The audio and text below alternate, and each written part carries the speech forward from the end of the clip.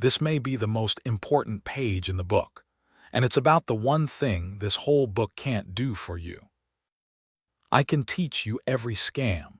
I can give you the rules and the reflexes and the exact words to say. But I cannot make the phone call you most need to make after it happens, the one to the people who love you.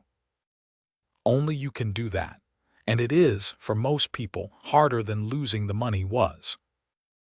So this chapter isn't about scammers, it's about that phone call, and about the feeling standing between you and it, which has a name, and which I want to take apart piece by piece, because once you see how it works, it loses most of its grip.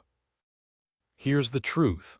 The shame you're feeling is not yours, it was installed, and it's protecting the wrong person. Researchers have documented this over and over. After a scam, victims feel humiliated, especially when the con seems obvious in hindsight, and that humiliation makes them go quiet. They don't tell their families.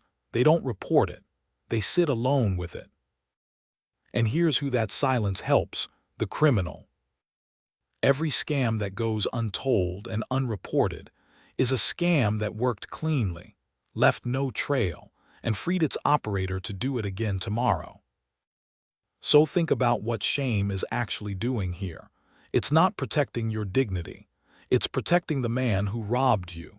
It's the last tool in his kit, and it works after he's hung up from inside your own head for free. I'd like to help you take it away from him. Let me name the specific thought, because it's almost always the same one. How could I have been so stupid?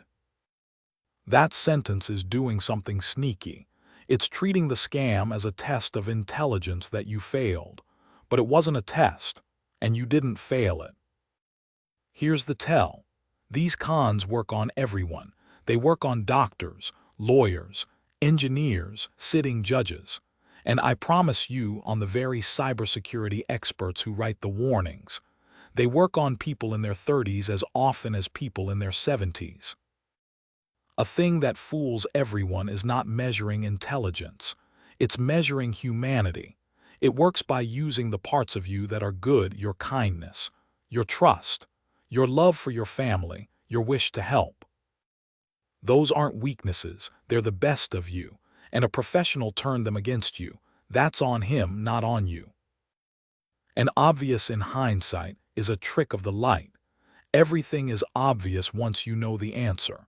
The magician's trick is obvious once he shows you the palmed card.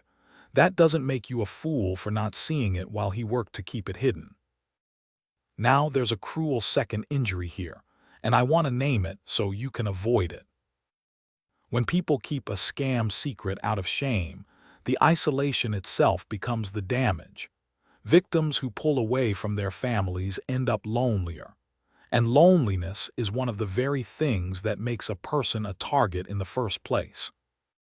So shame doesn't just keep you stuck, it can set you up to be hit again. The scammer would love for you to withdraw into silence. A quiet, isolated, embarrassed person is his ideal next customer. So telling your family doesn't just help you recover, it closes the door he's hoping to walk back through. Now here's what I'd do. I'd tell my kids, and I'd steady myself first with one question, because it cuts straight through the fear. If it were my child who'd been scammed, would I want them to hide it from me? Sit with that honestly. If your son lost money to a professional criminal, would you want him alone in his house at midnight, sick with shame, hiding it from you? Or would you want him to call you so you could help, so he wouldn't have to carry it by himself? You know the answer instantly. You'd be heartbroken to learn he'd suffered alone rather than let you help. You would not think he was stupid. You would think, someone hurt my child, and you would want to be there. Your kids feel exactly the same way about you, every bit as much. The shame is telling you they'll think less of you, but flip it around. You know with total certainty that you wouldn't think less of them. The shame is lying. It's been lying since the scammer left. Give your family the same chance you'd want. Let them show up. Most people, when they finally tell, are stunned by how gently it's received, and the only regret they're left with is the time they spent afraid. Now, a word to whoever reads this next, because sometimes the person reading this isn't the one who got scammed. It's a son or a daughter who's worried. If that's you, this part is for you, and it matters as much as anything else here.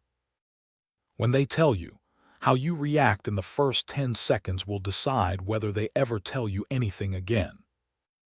The instinct is, how could you fall for that? Swallow it. That reaction, even a flicker of it, drives victims away, deeper into shame and isolation and straight toward the next scam. Your loved one doesn't need to be told they were foolish. They already believe it wrongly, and it's crushing them.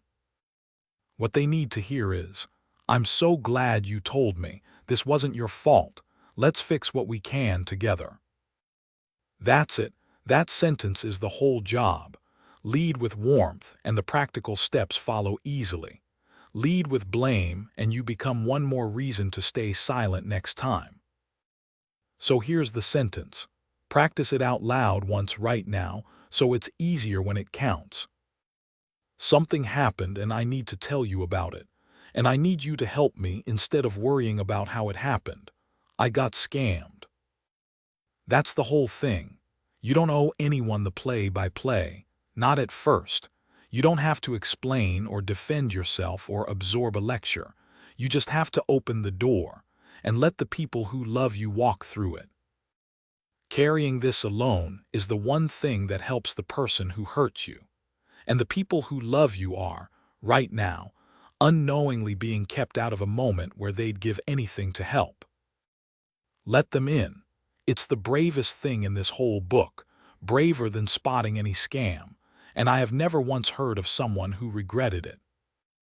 You were the target of a crime, not the author of a mistake. Say the sentence, make the call, and then let yourself be loved through it. Which is, after everything, the thing the scammer was never able to touch.